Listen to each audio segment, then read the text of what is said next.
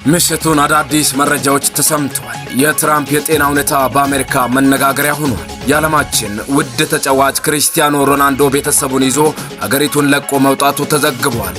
ሶስተኛው የዓለም ጦርነት ልነሳ ያለ ይመስላል። እስራኤልን በአንድ ሚሳኤል አጠፋለሁ ኪም ጆንግ ኡን። የሰሜን ኮሪያው መሪ ኪም ጆንግ ኡን ለቴህራን ያላቸውን ጠንካራ ድጋፍ በመግለጽ አስፈላጊ ሆኖ ከተገኘ እስራኤልን ለመምታት የሚያስችሉ ሚሳኤሎችን ለኢራን ለማቅረብ ዝግጁ መሆናቸውን አስታውቀዋል። የኩዌት መከላከያ ኃይል በስህተት 3 የአሜሪካ ጦር ጄቶችን F-15E ስትራይክ ኢግልስ መትቶ ጥሏል። እስራኤል በቴህራንና ቤይሩት ላይ አዲስ ጥቃት ስትፈጽም በሪያድ የሚገኘው የአሜሪካ ኤምባሲ በሁለት ድሮኖች ተመቷል። የኢራን ጎዳናዎች በመንፈሳዊ አባታቸው ሞት ጥቁር ለብሰው በሚያለቅሱ ተሞልተዋል። ፕሬዝዳንት ትራምፕ የአሜሪካ ጦር አሁን ላይ የኢራንን አቅም እያዳከመ መሆኑን ገልጸው ገና በከባድ ሁኔታ መምታት አልጀመርንም፣ ትልቁ ጥቃት በቅርቡ ይመጣል ብለዋል። ኢራን በበኩሏ ቀዩን ባንዲራ ሰቅላ በቀላችን ገና ነው፣ አልጀመርንም፣ ሁሉም የእጁን ያገኛል እያለች እየዛተች ነው። ጦርነቱ በአሁኑ ሰዓት ከ3ቱም ሀገራት አልፎ ከ10 በላይ ሀገራትን አሳትፏል። ኢራን በከባድ ጭንቅ ውስጥ ነች። ምዕራባውያን ሳይቀሩ በኢራን እንዳይነሱ ተዘግቷል። ሰላም ጤና ይስጥልን የትኩስ ኢንተርቴይንመንት ቤተሰቦች፣ ከሰሞነኛው እልህ አስጨራሹ ኢራንና እስራኤል ጦርነት ዙሪያ የያዝኳቸውን መረጃዎች አስደምጣችኋለሁ። በየሰዓቱ የሚለቀቁ አዳዲስ መረጃዎች ወደ እናንተ በፍጥነት እንዲደርሱ ሳብስክራይብ በማድረግ ጀምሩ።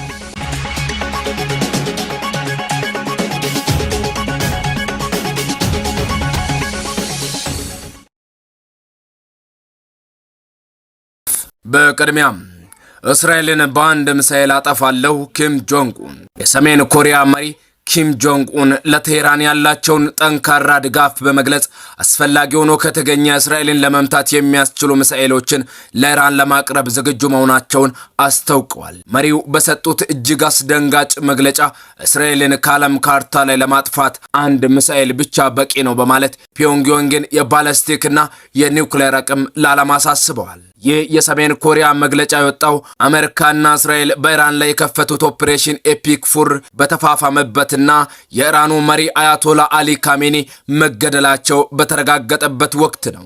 ኪም ጆንግ ኡን ሰሜን ኮሪያ ለኢራን በጦር መሳሪያ የታገዘ ድጋፍ ለማድረግ ያላትን ቁርጠኝነት የገለጹ ሲሆን ቻይና ለኢራን የላቁ ሚሳኤሎችን እያቀረበች እንደሆነ በሚነገርበትና ሩሲያ በምዕራባውያን ላይ ጠንካራ ማስጠንቀቂያ በሰጠችበት ወቅት የሰሜን ኮሪያ ጣልቃ ገብነት ቀውሱን ይበልጥ ውስብስብ አድርጎታል። ይህ የኪም ጆንግ ኡን ንግግር በዓለም አቀፍ የነዳጅ ገበያና በጂኦፖለቲካዊ መረጋጋት ላይ ትልቅ ስጋት የፈጠረ ሲሆን ፕሬዝዳንት ትራምፕ ቀደም ሲል ትልቁ ጦርነት ሊመጣ ይችላል ብለው የሰጡትን ማስጠንቀቂያም አጠናክሮታል። በኢራን፣ ሩሲያ፣ ቻይናና ሰሜን ኮሪያ መካከል እየተፈጠረ ያለው አዲስ ወታደራዊ አሰላለፍ የቀጠናውን ግጭት ወደ ዓለም አቀፍ ጦርነት ሊቀይረው ይችላል ተብሎ ተሰግቷል። የተባበሩት መንግስታት ድርጅትና የምዕራባውያን መሪዎች እስካሁን በመግለጫው ላይ ይፋዊ ምላሽ ያልሰጡ ቢሆንም ዓለም አቀፍ የደህንነት ተንታኞች ግን ሁኔታው ወደማይመለስበት ደረጃ እየተቃረበ መሆኑን እየገለጹ ይገኛሉ። በመካከለኛው ምስራቅ የተቀሰቀሰው ጦርነት አሁን ወደ እግር ኳስ ሜዳም የመጣ ይመስላል። በሳውዲ አረቢያ ዋና ከተማ ሪያድ ላይ የድሮን ጥቃት መፈጸሙ ተከትሎ የዓለማችን ውድ ተጫዋች ክሪስቲያኖ ሮናልዶ ቤተሰቡን ይዞ ሀገሪቱን ለቆ መውጣቱ ተዘግቧል። ዴይሊ ሜይል እንደዘገበው ከሆነም ሮናልዶ 61 ሚሊዮን ፓውንድ የሚያወጣውን የግል ጀቱን በመጠቀም ከሪያድ ወደ ስፔን ማድሪድ አምርቷል። ይህ የሮናልዶ እርምጃ በሳውዲ ያለውን የደህንነት ስጋት ምን ያህል ከፍ እንዳለ የሚያሳይ። በደቡብ ኢራን ጋራሽ በተባለች ቦታ በሬክተር ስኬል 4.3 የለካ የሬክተር መጠን ያለው የምድር መንቀጥቀጥ መከሰቱ ተሰምቷል። በኢራን የዛግሮስ ተራራማ ቀበቶ ውስጥ በድንገት የተከሰተው የሬክተር መጠኑ 4.3 የሆነው የምድር መንቀጥቀጥ በወቅታዊ የጦርነት ውጥረት ምክንያት የብዙዎችን ቀልብ ስቧል። ይህ የኒውክሌር ሙከራ ይሆን የሚሉ ጥርጣሬዎች ቢነሱም የሳይንስ መረጃዎች ግን የተለየ ታሪክ ይነግሩናል። የአሜሪካ ጂኦሎጂካል ሰርቪስ USGS መረጃ እንደሚያሳየው መንቀጥቀጡ የተከሰተው በ10 ኪሎ ሜትር ጥልቀት ላይ ሲሆን ይህም በተፈጥሯዊ የቴክቶኒክ ንጣፎች ግጭት የሚከሰት ነው።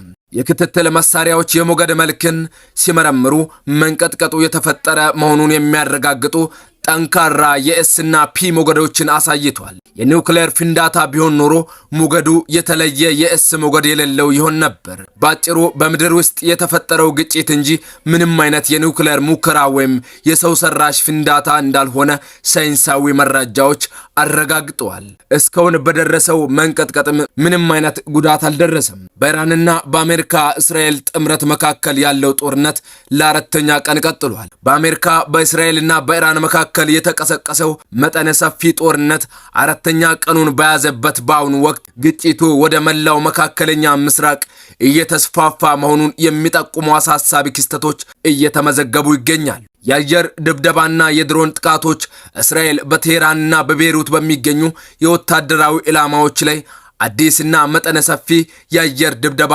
መፈጸሟን አስታውቃለች። በሌላ በኩል በሳውዲ አረቢያም የሚገኘውን የአሜሪካ ኤምባሲ በሁለት የኢራን ድሮኖች መምታቱን የሳውዲ መከላከያ ሚኒስቴር ያረጋገጠ ሲሆን በጥቃቱ ውስን የሆነ የቃጠሎ አደጋ ደርሷል። የኢራን መንግስታዊ መገናኛ ብዙሃን በበኩላቸው በባህሬን በሚገኘው የአሜሪካ አየር ኃይል ጣቢያ ውስጥ የሚገኝ የአዛዥና የሰራተኞች ህንፃ መውደሙን ዘግበዋል። የኢራን ባለስልጣናት ለዓለም የኃይል አቅርቦት ወሳኝ በሆነው በሆርሙዝ የባህር ሰርጥ በሚያልፉ መርከቦች ላይ ጥቃት ለመሰንዘር ዝተዋል።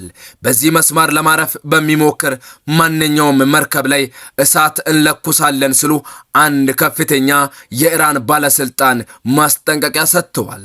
የኩዌት መከላከያ ኃይል በስህተት 3 የአሜሪካ የጦር ጄቶችን ኤፍ-15ኢ ስትሪክ ኢግልስ መቶ መጣሉ ተሰምቷል። አካባቢው ላይ ካለው ከፍተኛ የሆነ ውጥረትና ከኢራን በኩል ከሚሰነዘሩ የሚሳኤልና የድሮን ጥቃቶች ጋር ተያይዞ የኩዌት መከላከያ በስህተት የራሳቸውን አጋር የአሜሪካን ጄት መተው ጥለዋል።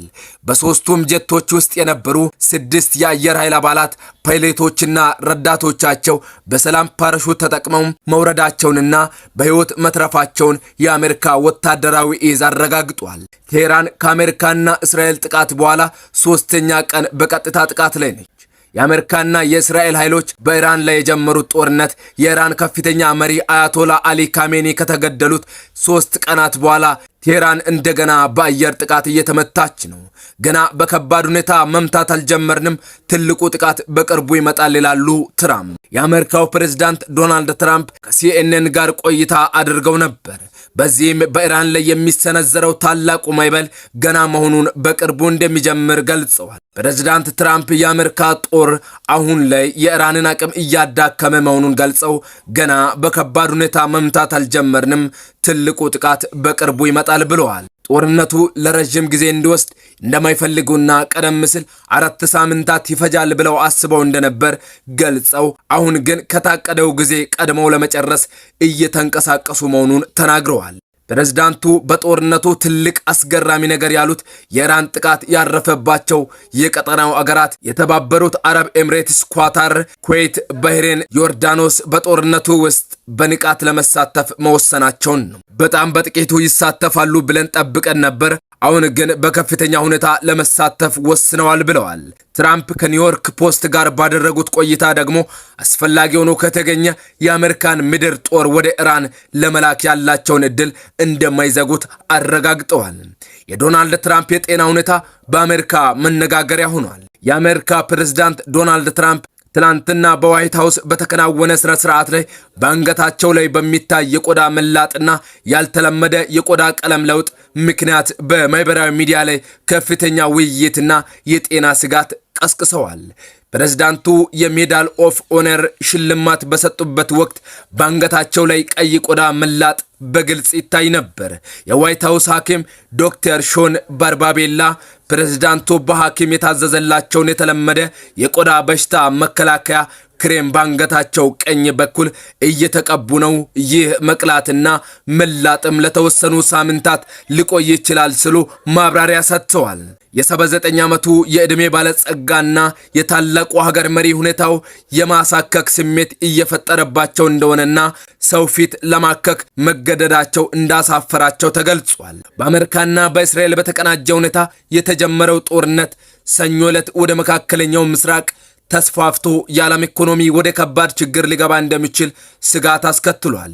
ሊባኖስና የነዳጅ ላኪ የባህር ወሰን አገሮችም በግጭቱ ውስጥ ተቀላቅለዋል። አድማጮች፣ በእልህ አስጨራሹ እስራኤልና ኢራን ጦርነት ዙሪያ የያዝኳቸው የሰዓቱ መረጃዎች የእስካሁኑ ናቸው። በቀጣይ በሌላ መረጃዎች እስከምንገናኝ ቸር ቆዩ።